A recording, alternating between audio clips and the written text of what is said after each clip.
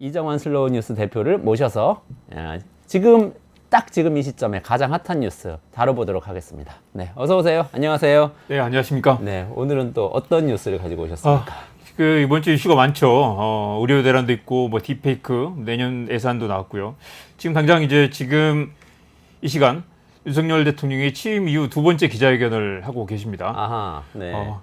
이제 두 번째밖에 안 된다니 놀랍긴 하지만 지난 5월 이후 처음이고요. 브리핑을 하고 지금 막 기자회견에 들어갔습니다. 네네네. 이 남은 임기 2년 반의 분기점이 될 만한 중요한 기자회견이고 다들 기대도 많이 하셨을 텐데요.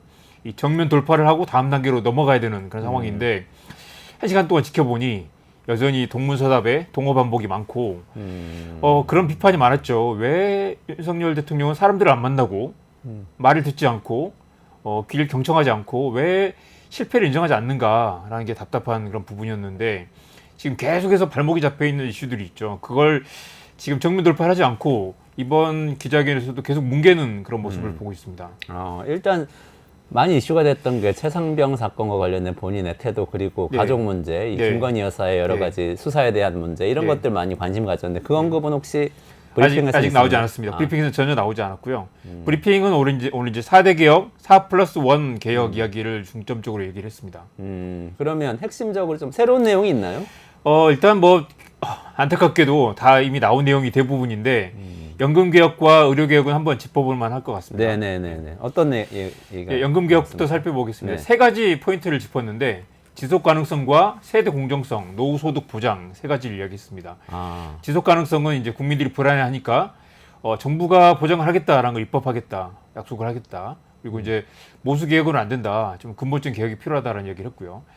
세대 공정성도 많이 나온 이야기긴 하죠. 그래서 청년 세대와 중장년 세대의 보험료 인상 속도를 차등하겠다라는 건데 아마 윤석열 대통령은 이게 획기적인 해법이라고 생각하시는 것 같아요. 그래서 계속 이야기를 하시는데 이것도 반론이 많이 있습니다. 그래서 이제 지금 중장년층은 그러면 경제적으로 여유로운가? 또 2030 세대와 이게 세대 간의 문제가 아니라 각각의 또 이제 이 소득의 격차를 봐야 될 텐데 이 세대 간으로 구분해 가지고 이렇게 하는 게 과연 맞는가? 그리고 핵심은 지금 중장년층들이 좀 더 그 혜택을 많이 보고 청년 세대들이 좀 부담이 크다는 건데 이걸 이렇게 나눠 가지고 해결하는 게 과연 이 근본적 문제를 해결하는가라는 그 질문이 있는데 그 부분을 이야기를 하지 않았습니다. 노후소득 보장으로는 이제 기초연금을 40만 원까지 올리겠다라고 이야기를 했는데, 그러니까 이제 이 국민연금으로 보장이 안 되니까 기초연금을 보완하겠다. 이건 또 사실 이제 진보 진영에서 오랫동안 이야기해왔던 주제긴 한데요. 결국 이제 어떻게 할 것인가가 중요하기도 하고. 지금 이제 재원 마련이 없는 상태도 고민이고요. 그리고 정부 부채도 늘고 있고 정부가 계속 긴축 재정을 가져가고 있는데 이걸 임기 안에 40만 원 이게 과연 가능할까라는 그런 의문이 드는 발표였습니다. 그러니까 지금 지속 가능성, 세대 공정성, 노후 소득 보장 이렇게 네. 세 가지인데 지속 가능성은 쉽게 말하면 네. 보험료를 올리겠다. 지금 9% 정도 되는데 네네. 13% 정도로 아마도 올라가게 될 거다. 그런 얘기죠. 그렇지만 9% 정도 올려도 결국 이게 8, 9년밖에 늘지 않기 때문에 네. 이것만으로 안 된다라는 얘기를 했고요. 그렇기 때문에 이제 세대 공정성을 보완해서 이제 청년층에 좀 이제 부담을 줄여주겠다라는 거죠. 아니 그럼 들어오는 돈이 줄어드니까 지속 가능성은 떨어지잖아요. 그래서 네네. 받는 돈도 조정한다는 내용이 있지 않았어요? 네네네. 그게 자동 안정화 네네. 장치죠. 네, 자동 네네. 안정 장치를 한다고 그러니까 했죠. 지속 가능성은 보험료를 좀 더 내고 자동 안정화 장치로 연금 재정이 안 좋아지면은 받는 돈을 맞습니다. 낮춰서 지속하겠다는 얘기고 세대 공정성은 청년 좀 덜 내게 해주겠다는 네네. 얘기고 네. 보험료는 덜 들어오니까 이제 더 덜 받게 받는 하는 돈은 덜 받게 되겠어요. 국민연금 구조가 내는 만큼 훨씬 더 많이 가져가기 때문에 네네네. 조금 덜 내게 하면은 부담이 좀 덜 되는 그런 경우가 되는 거죠. 청년 세대가 덜 내면 덜 가져가게 되는 거. 그건 그러니까 아니죠. 그건 아닌데, 아니죠. 그러니까 이제 만약에 평균 수입비가 1.5라고 하면은 이게 내는 돈이 많아질수록 전체적으로 이제 그 수익 그 재정의 부채가 커지기 때문에 아무래도 이 사이즈를 좀 줄이겠다는 거죠, 청년층은. 기자회견 내용에는 그 세세한 숫자는 안 나왔으니까 앞으로 조금 지켜는 봐야 네네. 되겠네요, 그 부분은. 그리고 노후소득 보장에서 기초연금 40만 원을 꺼낸 네. 거죠. 근데 거기서 지금 지적하신 거 저도 공감하는데 네. 저는 사실 이거 좋은 아닌 것 같아요. 네. 기초연금을 올린다는 것은 좋은 아닌데 그럼에도 불구하고 재정이 들어가죠. 이거는 네. 국민연금은 기금에서 나가는 거고 기초연금은 정부 재정에서 나가는 건데 정부 재정을 늘려야만 기초연금을 늘릴 수 있는 거잖아요. 근데 지금 감세를 통해서 계속 정부 재정을 줄이겠다는 기조하고는 네. 이거는 엇박자가 나잖아요. 그러니까 사실 이게 자유 토론이면 손 들고 바로 그 자리에 여쭤볼 것 같은데 이걸 말을 한참 지루할 정도로 1시간 가까이 말씀을 하시고 지금 이제 기자회견이 시작된 상태입니다. 그렇군요. 알겠습니다. 연금개혁은 그렇고 또 의료개혁, 의료개혁이죠. 그러니까 연금개혁과 의료개혁이 그나마 좀 새로운 이야기 있었는데 의대 증원이 마무리됐으니라고 했어요. 마무리된 것인지도 의문이고 계속 지금 한동훈 국민의힘 대표가 내년에 일단 또 유보하자고 하잖아요. 그리고 지금 당장 의료계에서는 올해부터 증원하면 안 된다라고 맞서고 있는 상태인데 대통령이 마무리됐다라고 표현한 것도 좀 독특했고요. 이제 마무리됐으니 지역 의료와 필수 의료를 살려야 된다라고 얘기를 했습니다. 그래서 와, 인식의 격차가 꽤 크다라는 생각을 많이 하셨을 텐데요. 지금 이것 때문에 당장 추석에 의료 대란, 병원이 셧다운 된다라는 얘기 나오고 있고, 응급의료센터에 전문의가 한 명이서 밤새 그 환자들을 보고 있다. 이 쓰러지면 어떻게 하냐라는 얘기 나오는데, 다음 단계로 가자라고 말씀하시는 건 정말 굉장히 놀라웠습니다. 그리고 의대 신입생은 차질 없이 가겠다라고 했고요. 수가를 개선하겠다라고 얘기를 했는데, 의대 신입생을 차질 없이 가겠다라고 해서 못을 박으면 이게 더 이상 이제 이걸 타협하지 않겠다라는 이야기고, 지금 그러면 의사들이 지금 전공의들이 뭐 내년에 돌아올 것인가? 근데 이렇게 되면 내년에도 못 돌아오는 상황이 될 것이고요. 내년에 의대 1학년생이 2배로 늘어날 텐데 이걸 어떻게 감당할 것이냐라는 그런 여러 가지 고민들에 대한 전혀 답이 없었습니다. 어제 그 대통령실에서 이런 말을 했다고 그랬어요. 굴복하면 정상적인 나라가 아니다라고 했고, 지금 이제 한동훈 대표와도 완전히 이것 때문에 지금 틀어져 있는 상황이잖아요. 현장에서 사람들이 죽어나가고 있고, 어제 민주당 김한규 의원, 이분 아버지가 병원장이셨는데 응급실 뺑뺑이를 돌다가 돌아가셨다는 거예요. 그런 얘기를 하면서 굉장히 분노하고 있다라고 말을 했는데, 이 병원장을 지낸 의사 출신의 할아버지도 돌아가시는데 일반인들 지금 어떻게 했습니까? 수많은 사람들이 죽고 있고, 간이식 대기자가 지금 옛날에 3개월 정도 대기를 했는데 지금 6개월을 대기해도 수술을 못 받는다 말도 나오고요. 그래서 기다리다 죽는 사람이 700명대에서 지금 1000명대로 늘어나 있는 상황입니다. 그래서 지금 수백 명, 수천 명이 지금 죽고 있는데 대통령이 굴복하면 정상적인 나라가 아니다라고 말하는 건 정말 섬찟할 정도로 정말 놀라운 발언이었습니다. 한동훈 지금 한때 이인자였던 사람을 지금 배신자 취급을 하고 있고, 정부가 알아서 할 일이라고 뭉겼어요. 근데 과연 이게 정부 알아서 잘 하고 있는가라는 질문을 국민들이 하고 있는 거죠. 그리고 방금 전에 기자회견에서 첫 질문이 왜 2,000명을 고집하느냐라고 물었어요, 기자가. 그랬더니 윤석열 대통령의 답변이 이미 4월에 다 말씀드렸는데요 라고 하면서 일방적으로 정한 게 아니라, 그러면서 또 신문 기사를 보십시오라고 말했어요, 기자들에게. 다 말했고 이게 다 그 취지도 다 지금 다 알고 있지 않느냐, 지역 균형 발전을 위해서 의사 증원이 필요하다라고 말을 했는데, 사실은 어떻게 아무리 좋게 평가를 하려고 해도 완벽하게 동문서답인 것이죠. 지금 의료 대란, 그리고 의료 공백, 의사들은 돌아오지 않을 것 같은데 어떻게 할 것이냐, 왜 2,000명을 고집하느냐, 만약에 1,000명으로 줄인다거나 아니면 어떻게든 의료계와 협상을 할 생각이 없느냐라고 물어보는 건데, 이미 다 말씀드렸다. 2,000명을 올려야 되는 건 양보할 수 없다라고 이야기를 계속하고 있는 것이죠. 일단 현안에 대한 답은 피하면서 장기적으로 어떻게 의료개혁하겠다는 방향을 얘기했죠. 제가 들어보니까 이제는 전공의 대형 병원, 맞습니다. 대형 종합병원 전공의 중심이 아니라 전문의하고 PA, 그러니까 간호사들인데 이제 의료 지원을 할 수 있는, 그러니까 간단한 의료 처치를 할 수 있는 간호사들을 이제 간호법 통과시켜서 어제 통과됐죠. 그거를 그렇게 가겠다. 장기적인 방향을 이렇게 말했고, 근데 현안에 대해서는 답을 피했다, 이런 말씀이시죠. 수가도 개선하고 등등등 요구사항들이 다 뭐 여러 가지 말씀하셨는데, 사실은 안타깝게도 그건 이미 쟁점이 아니죠.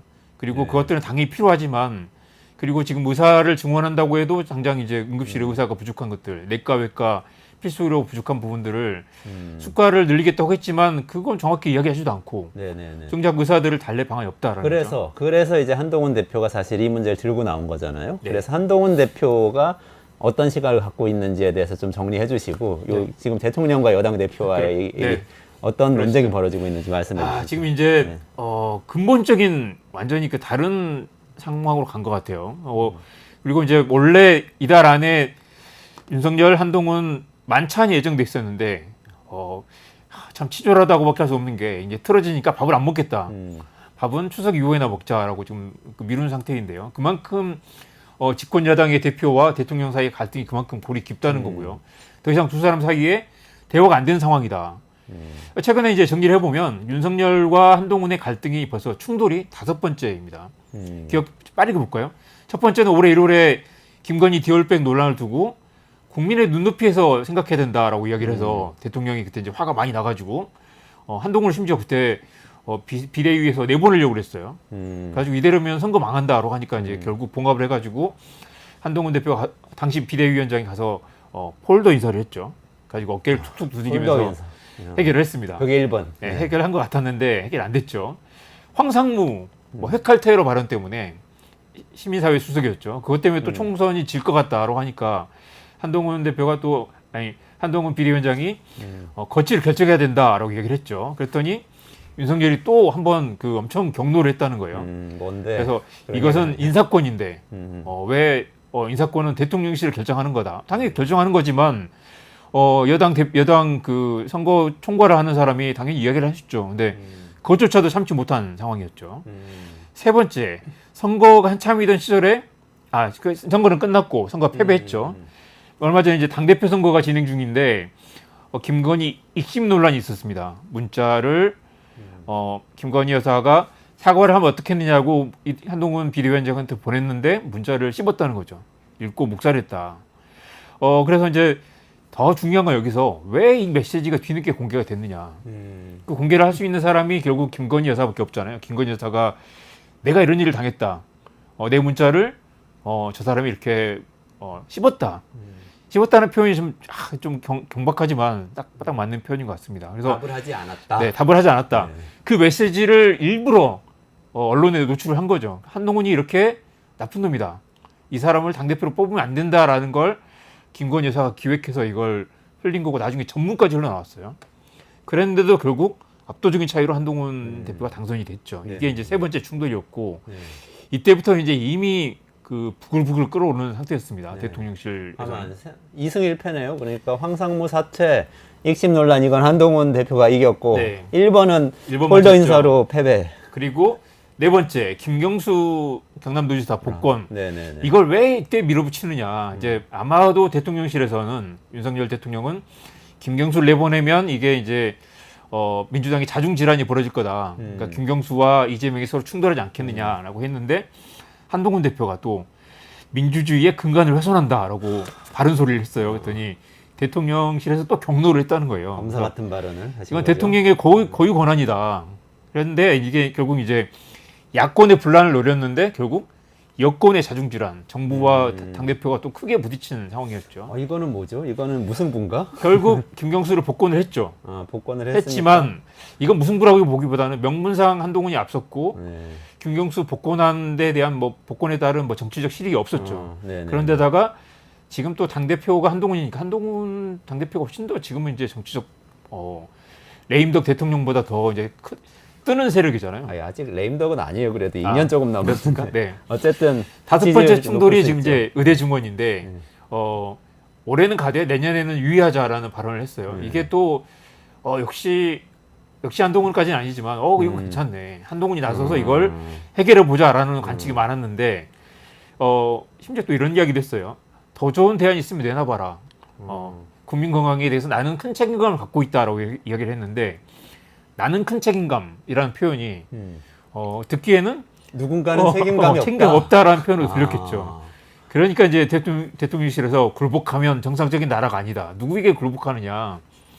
한동훈에게 굴복한다는 말처럼 들리기도 하고 여러 가지 중의적인 표현이긴 한데 결국 전혀 양보할 수 없다. 한동훈한테 굴복하지 않겠다는 뜻인가요? 의사들에게 굴복하지 않겠다는 뜻이겠죠. 근데 아무튼 추석에 응급실 대란이 일어날 것으로 보지 않는다라고 말을 또 했어요. 이것도 정말 무책임한 일이죠. 무책임한 소리죠. 지금 사람들이 죽어나가고 있고 의사들이 지금 과로에 쓰러지고 있는데 응급실은 텅텅 비어 있고 심지어 그 고대 응급센터도 고려대 병원도 의사가 없어서 응급실을 하루 문을 닫기도 했다고 합니다. 이게 하루 문을 닫았지만 의사가 많이 쓰러지거나 의사가 아프게 되면 이제 응급실 당직을 설 의사가 없는 상황이 되는 거죠. 정말 어려운 상황이네요. 근데 한동훈 대표는 지금 어떻게 하자는 거예요? 정확하게? 대통령은 지금 이미 의대 증원은 끝난 거고 이거는 아마 이런 걸 거예요. 입시가 이미 다가오고 네, 9월 그렇죠. 달이면 수시를 하기 때문에 이건 네. 지금은 바꿀 수는 없다. 사실은 그것도 대통령이 의지만 있으면 미안하다, 사과합니다. 국민은 사과를 하고 뭐 할 수는 있겠죠. 근데 그건 안 돼요. 그거는 제 학부모로서 그렇죠. 그거는 말도 안 이미 됩니다. 어렵다 치면 그거는 반란이 일어나요. 올해는 이렇게 됐으니까 어쩔 수 없고 미안하고 내년에는 이걸 좀 줄이든가 다시 원점에 논의를 해보자라고 제안을 해볼 수도 있겠죠. 그렇지만 이미 의료계에서는 그건 절대 받을 수 없다.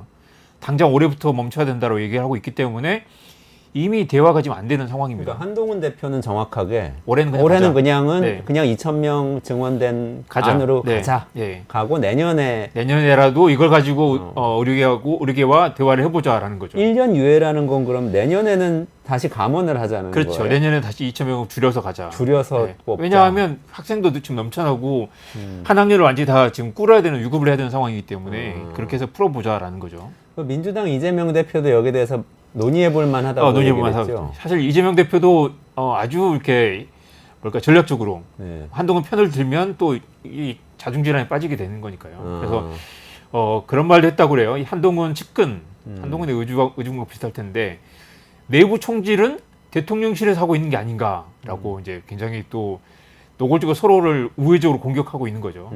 사람이 죽어나가는 게 더 중요한 문제 아닌가라고 얘기를 했는데 결국 오늘 기자회견이 윤석열 대통령이 답인 것 같습니다.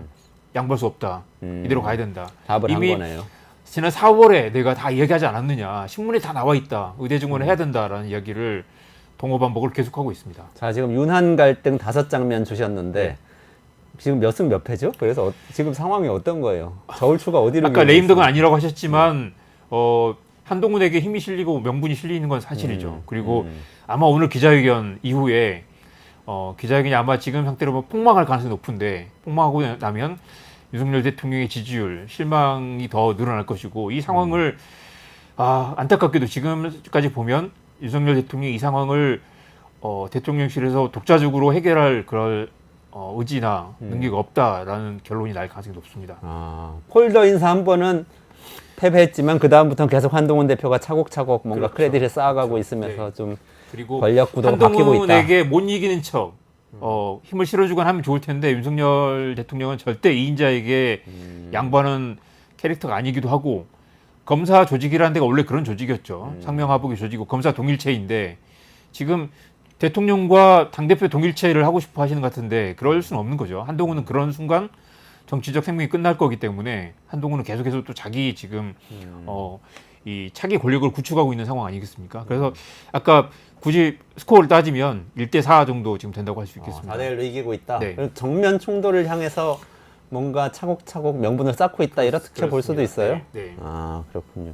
그 의사 얘기는 조금 네. 더 자세히 보면 좋겠는데요. 그래서 일단은 그 한동훈 대표는 올해 입시는 어쩔 수 없지만 내년 유예하자 이렇게 얘기했다는 네. 거고 이재명 대표도 약간은 논의할 그거라도 수 있다. 받아보자. 네, 맞장구를 쳤고 정부 입장은 그러니까 아까 의사들은 반대한다고 했고 정부 의사들은 입장은 전혀 안 된다는 거고요. 정부 입장은 당연히 정부 입장은 없는 상태죠 지금. 대통령 사실 어떻게든 이제 최근에 보면 보수 진영 또 심지어 조선일보, 중앙일보 보수 언론 그다음에 국민의힘 내부에서도 내심 이게 빨리 해결됐으면 하고 바라는 정서가 있고 사실 이제 그 한동훈을 지지하지 않는 국민의힘 이제 의원들 중에서도 한동훈이 나서가지고 이걸 해결해 주면 좋겠다. 그리고 한동훈과 이 갈등을 겪고 한동훈이 설령 아웃되더라도 이걸 한동훈이 몸빵을 해야 된다라는 얘기가 많은데 그런 정서가 많은데 이게 지금 해결이 안 되고 있는 상황인 거죠. 국민의힘에서도 이걸 부담스러워한다라는 거죠. 근데 저는 또 한편으로 이런 생각도 들어요. 그러니까 응급실 뺑뺑이 때문에 막 돌아가시고 정말 불행한 사태죠. 네. 그리고 의사 선생님들, 뭐 네. 특히 이제 대형 병원에 있는 지금 교수님들, 네, 네. 또 이 전문의들 굉장히 고생하고 계신데 간호사들도 당연히 고생하고 있고요. 그런데 또 한편으로 생각해 보면은 의사들이 특히 이제 전공의들이 네. 의료 대란을 네. 문제를 삼는 것은 네. 본인들이 병원에서 나갔잖아요. 환자를 네. 버리고. 네. 그런 상태에서 이 상황을 정부만 비판하는 건 또 사실 맞습니다. 맞지는 사실 않아요. 지금 그 응급실을 고군분투 지키고 있는 의사들 역시 대단하시고 존경하시고 안타깝기도 하지만 사실 전공의들 상당수는 또 나가서 또 그 피한성으로 갈 거란 말이죠. 피부과, 안과, 성형외과 돈 되는 쪽으로 갈 것이고 여전히 필수 의료는 벌어진 상태로 있겠죠. 그러니까 지금 전체 의료 내란이라고 하지만 필수 의료가 쟁점인데 그 쟁점을 지금 다들 외면하고 있거나 미안하지만 사실 볼모로 잡고 있다고밖에 할 수 없는 상황이죠. 근데 우리가 전에도 비슷한 표현을 썼지만 솔로몬 아기 재판 같은 상황인데 이 아기를 두고 아기를 살릴 것인가 말 것인가 지금 아기를 칼로 베는 직전까지 실제로 아기가 지금 뭐 피가 나고 있는 상황인데 둘 다 서로 지금 버티고 있는 상황이라고 할 수 있겠습니다. 지금 뭐 기자회견장에서 뭔가 기사가 나온 모양인데요. 예. 그 김건희 여사 예우하면서 수사한 거 있잖아요. 네네. 휴대폰 이렇게 네네. 출장 수사했죠. 출장 수사한 거에 대해서 문제는 없다는 답변을 대통령이 한 것 같아요. 이걸 어떻게 봐야 돼요? 사실 그것도 사실 이게 이제 그 김영란법 부장청탁금지법 관련 그 이슈이기 때문에 진작 사과를 하고 사실 이제 그 김건희 여사는 이 처벌 조항이 아예 없고 윤석열 대통령도 만약 이걸 알았다면 신고를 하지 않았다면 이제 거기에 따른 이제 책임을 져야 되겠지만 형사상 소추를 받지 않기 때문에 사실 이제 도덕적 그 충격은 있겠지만 사실 당장 감옥에 가거나 아니면 심각하게 흔들릴 일은 없거든요. 근데 이걸 계속 여기까지 더 키우면서 이제 정치적 리스크, 정권이 흔들릴 상황까지 끌고 왔는데 제가 아까 처음에 이게 이제 남은 2년 반을 가로지를 중요한 변곡점이 될 거라고 했지만 이 상황에서 이렇게 이제 이걸 뭉개고 지나가면 이 디올백 이슈가 정권 말까지 계속 가져가는 이슈가 되겠죠. 그러네. 아내를 지키려고 국정을 망가뜨린 그 대통령은 남게 될 가능성이 큽니다. 아까 말씀하신 것처럼 한동훈 대표가 여당 대표로서 이렇게 차곡차곡 계속 크레딧을 쌓아 나가다 네. 보면 이 문제도 결국에는 이 문제에 대해서 발언을 해야 되잖아요. 한동훈 대표도 차기 네. 주자가 될 거면. 네네. 그리고 지금 이제 그 수사심의에 가 있기 때문에 아마 그때 지난번에 얘기했죠. 수사심의에서도 이걸 완전히 뭉개기는 쉽지 않을 거다. 수사심의를 뭉개면 이제 검찰 조직 자체가 완전히 이제 무너질 거라서 아마 이제 수사심의는 또 현직 검찰뿐만 아니라 이제 그 외부 위원들이 있기 때문에 수사심의에서는 어느 정도 문제가 있다라는 그 쪽으로 정리될 가능성이 높다고 봅니다. 그렇군요. 최상병 사건에 대해서도 수사 외압이 없다. 경찰, 공수처 수사가 잘 되고 있다. 이렇게 지금 발언을 했는데 익히 예견됐던 그런 답변인데요. 정말 안타깝습니다. 이 마지막 기회를 지금 걷어차버리는 상황이고 임기 이후 두 번째 지금 기자회견인데 다음 기자회견은 언제 할지 모르죠. 근데 아마 이 상황이 되면 다음 기자회견은 정말 더 큰 건으로 사과를 해야 되거나 아니면 더 안 좋은 상황에 지금 이 기자회견이 만회를 하고 덮고 다음 단계 나갈 그런 중요한 기회인데 덮기는커녕 문제를 더 키우고 있는 거죠.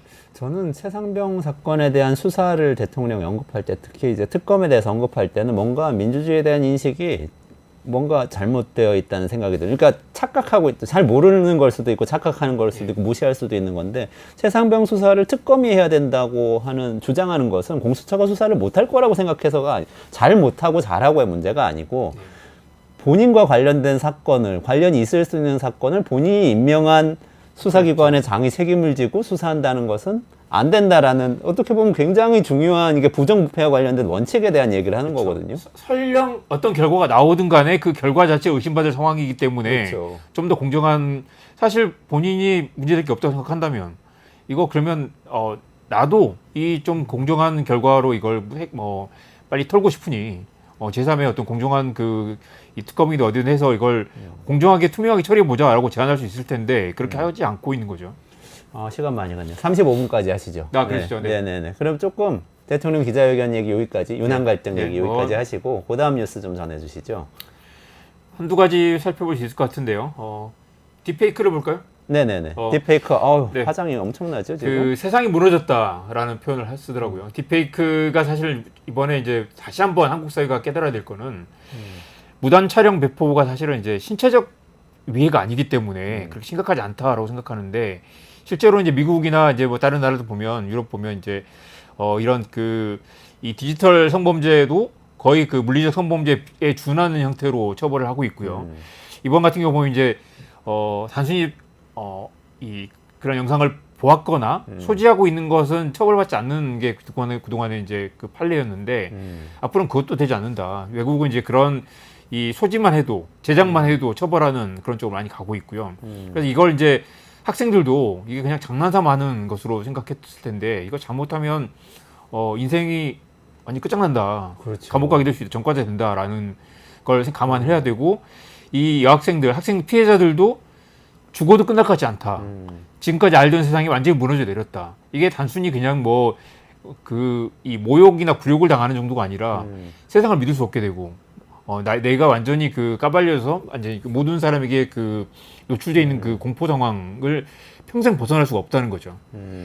너무 이제 안타깝지만 한 가지만 사례만 말씀드리겠습니다. 한 여학생을 이 능욕방을 만들어 가지고 1,000명이 넘는 참가자들이 그걸 보면서 이 신상이 공개됐기 때문에 그 여학생에게 또 연락을 해가지고 너 저기 뭐 영상 또 있다라고 뭐 이렇게 그리고 온갖 이제 모욕적인 발언을 하고 그 학생이 괴로워하는 걸 보면서 또 그 반응을 서로 공유하면서 즐기는 그런 영상인데 와 이거는 진짜 이 1,000명을 다 찾아서 처벌해야 되지 않을까라는 생각도 듭니다. 아 그렇군요. 진짜 지금까지는 엄단하라고 일단은 네. 정부도 여당도 야당도 뭐 다 얘기는 하고 있는 거죠. 예, 지금까지는 이게 이제 절반 넘게 다 집행유예로 끝났는데 이게 사회적 인식이 조금씩 나아지는 것 같긴 해요. 그리고 이제 서울대 딥페이크 사건 때는 이 지금 이제 재판이 계속 진행 중인데 공범 중 한 명이 지금 이제 징역형이 나온 적이 있습니다. 그래서 이제 앞으로는 이게 그렇게 간단히 넘어가지 않을 거다. 계속해서 사회적으로 어떤 이제 그런 요구 수준이 높아지고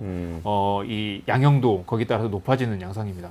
이준석 대표는 이거 과장된 것 같다 뭐 이렇게 얘기하기도 그렇죠. 이제 했는데 22만 명이 있는 텔레그램 채널이 있는데 거기 이제 한국인이 0.03이니까 하면은 700명밖에 안 된다라고 이야기를 했는데 이거야말로 사실 이제 궤변입니다. 사실 22만 명이 뭐 100% 한국인이 아닐 수는 있지만 상당수가 한국인일 가능성이 높다는 것이고 22만 명이라는 표현이 사실 이제 한겨레가 먼저 썼지만 조선일보도 어제 일면 머릿기서 22만 명이라는 표현을 썼어요. 사실 이건 진보 보수를 떠나서 그리고 정말 한국 사회가 무거운 경각심을 가져야 된다. 22만 명이나 있는 글로벌 채널이라고 하더라도 거기 상당수가 한국인들이 거기에서 이런 그 범죄를 저지르고 있다라는 것들은 그리고 또 이 10대 피의자들이 많다는 거 아니에요. 그래서 이 10대 피의자들은 이게 범죄란 자각도 없이 이렇게 뭐 이런 범죄를 저질렀을 텐데 한국 사회 여기서 정말 심각한 경각심을 가져야 될 것 같습니다. 그리고 학생들이 선생을 공격하는 그런 영상들도 있었는데 그 교사도 심각한 트라우마에 시달리고 있다고 하고요. 그래서 아무튼 이게 이 5년 이하 징역 5천만 원 이하 벌금인데 지금까지는 이제 유포할 목적을 입증해야 처벌할 수 있었고 만약 혼자만 봤다라면 처벌이 안 됐었는데 이게 아마 이제 조금 바뀌지 않을까 싶습니다. 네, 이거는 좀 네. 우리가 좀 온 힘을 다해서 다 같이 좀 네. 바꿔보면 좋겠습니다. 건국절 논란 잠깐만 얘기하면 좋겠어요. 때 아닌 고용노동부 장관 청문회에서 지금 뭐 그렇죠. 일제시대가 무슨 성격이냐 이거 정말 뭐 이런 꼭 얘기. 이야기해보고 싶습니다. 네. 그 일제시하에 나라가 망했는데 당연히 우리가 일본 국적이지 나라가 어디 있습니까? 라고 말을 했어요. 언뜻 맞는 말 같기도 하고 이걸 이제 가지고 논란이 엄청 많습니다. 김영석 독립기념관장 이런 말을 했어요. 45년에 광복된 걸 맞느냐라고 물어보니까 대답하지 않겠다라고 말을 했습니다. 이게 사실은 거의 20년 된 논쟁인데요. 이제 건국절 논쟁이기도 하고 식민지 근대화론 논쟁이기도 하죠. 그래서 이제 식민지 근대화론자들은 그런 거죠. 일제시대가 한국의 근대화를 만들었다. 일제시대 덕분에 한국 경제성장의 뭐 틀을 닦았다라고 말하는 사람들은 사실 일제를 부정적으로 보진 않아요. 그렇기 때문에 광복보다는 이제 이 1948년 8월 15일이 건국이다라고 보는 거죠. 근데 사람들은 이제 당연히 광복도 중요하고 건국도 중요하고 또 중요한 거는 이제 이 건국절 논란이 나오면서 문재인 대통령이 그때 하나의 중요한 그 발언을 한 적이 있습니다. 1919년 4월 11일 임시정부 수립이 건국이라고 문재인 대통령이 못을 박은 거죠. 그것 때문에 이제 또 보수 진영에서는 최근에 중앙일보에도 그런 말이 있던데 그때 나라가 없는 건 맞는 거 아니냐? 나라를 빼앗겼는데 나라를 빼앗겼으니까 독립운동을 했던 거 아니냐라고 얘기를 하는 거예요. 그러면 이제 그때는 당연히 일본이었다라고 얘기를 하는 건데 여기서 중요한 포인트 하나 있습니다. 그때 일본이었으면 과연 일본 정부 제국주의가 한국 국민들을 일본 국민으로 인정을 했느냐? 그건 또 아니거든요. 일본인의 시민권을 줬냐? 아니었던 거죠. 그리고 우리가 영국이 지배했으면 그때 인도가 영국 사람이 됐나요? 그건 아닌 것처럼. 네네. 그리고 우리가 헌법에서 보면 북한이 또 지금 한국 미수복 지역이잖아요. 그래서 북한이 지금 사실은 법적으로 한국 국민이 돼 있는 거죠. 그래서 북한에서 북한에서 이 탈북자가 내려오면 별도로 국적 신청을 하지 않는다고 그래요. 그냥 넘어오면 바로 주민등록번호만 부여하면 되는 것처럼 이미 이제 법적으로 한국 국민인 거죠. 그걸 연결시켜서 임시정부 때도 사실 우리가 영토는 없었지만 행정력이 닿지 못했을 뿐 한국 국민이었다라는 논리가 나오는 거죠. 네. 근데 이철우 교수라고 있잖아요. 연세대 교수. 네네네. 이종찬 광복회장의 아드님이시고 네네. 저 지금 윤석열 대통령 중마고라고 사실 합니다. 어릴 때부터 친구로 알려져 네네. 있는데 지금 입장이 굉장히 다르신 것 같아요. 네네. 페이스북에 오늘 아침에 네. 올리신 글을 제가 네네. 전달받았는데요. 이렇게 쓰셨어요. 지금 장관 후보자 청문회에서 역사 퀴즈가 벌어지고 있다. 저런데 시간을 낭비할 필요가 있나 싶다. 네. 적절치 못한 질문이다라고 하면서 일제 지배 불법 무효. 네. 이 8글자만 얘기하면 되는 것이다. 라고 하면서 증거를 대셨어요. 이 법학을 하시니까 네네. 1986년도에 우리나라 국무회의에서 의결한 안을 예. 올려주셨어요. 그게 뭐라고 되어 있냐면 1905년 11월 17일에 소위 을사보호조약과 1910년 8월 22일에 소위 한일합방조약을 비롯하여 1910년 이전에 체결된 한일 간의 재조약은 대한제국과 대한제국의 조약 체결권자, 그러니까 고종 및 순종이죠. 예. 순종에 대해서 강박을 행사하여 체결된 조약이므로 현 국제법 이론에 의하여뿐만 아니라 한일합방 당시의 국제법 이론에 의하여도 당연 무효이며 네. 1965년 6월 22일 체결된 박정희 때 한 그렇죠. 거죠. 한일 기본관계조약 제2조도 1910년 8월 22일 및 그 이전에 한국과 일본 간에 체결된 제조약은 이미 무효라고 인정하고 있음. 그렇죠. 우리 정부가 이미 공식적으로 그렇죠. 이것은 무효. 한일 간의 강제 병합이나 그 이전에 외교권을 박탈한 조약은 모두 무효라고 공식적으로 국무회에서 의결을 했다는 거예요. 그렇죠. 그리고 그것도 이제 1965년에 한번 확인한 것을 1986년에 다시 한번 확인을 했고 그것은 다 우리가 알고 다 군사정권이잖아요. 전두환 그렇죠. 대통령과 박정희 대통령이 무효라고 한 거예요. 시간이 됐으니까 마지막에 말씀드리고 싶은데 우리가 한일합방 무효라는 거 우리가 그 일제시대 내내 우리가 외쳤던 거 아닌가요? 근데 어떤 지금 이제 이 논란이 된 분들은 김문수와 김영석님은 이게 그걸 이미 국제법적으로 이미 일본이 병합됐으니까 그걸 인정하자라는 말이고 교과서에 국가의 3요소가 주권과 영토와 국민인데 우리는 영토를 빼앗겼을 뿐이지 주권을 빼앗긴 게 아니었고. 근데 이게 예. 대한민국의 공식 입장이라는 거 있잖아요. 여기 그 다음에 이어지는 게 이것만 읽어드릴게요. 그러니까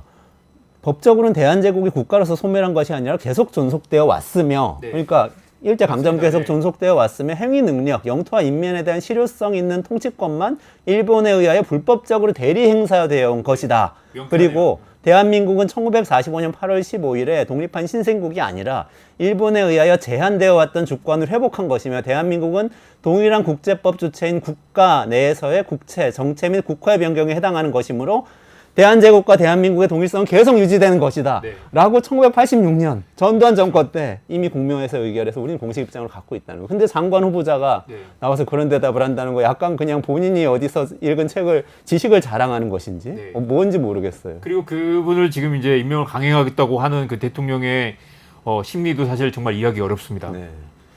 그렇군요. 네. 오늘 뉴스가 많은데 네. 시간이 다 돼서 네네. 어쩔 수 없는 다음번에 좀 더 네네. 다뤄주시고 오늘 여기까지 이정환 대표 말씀 네. 듣고요.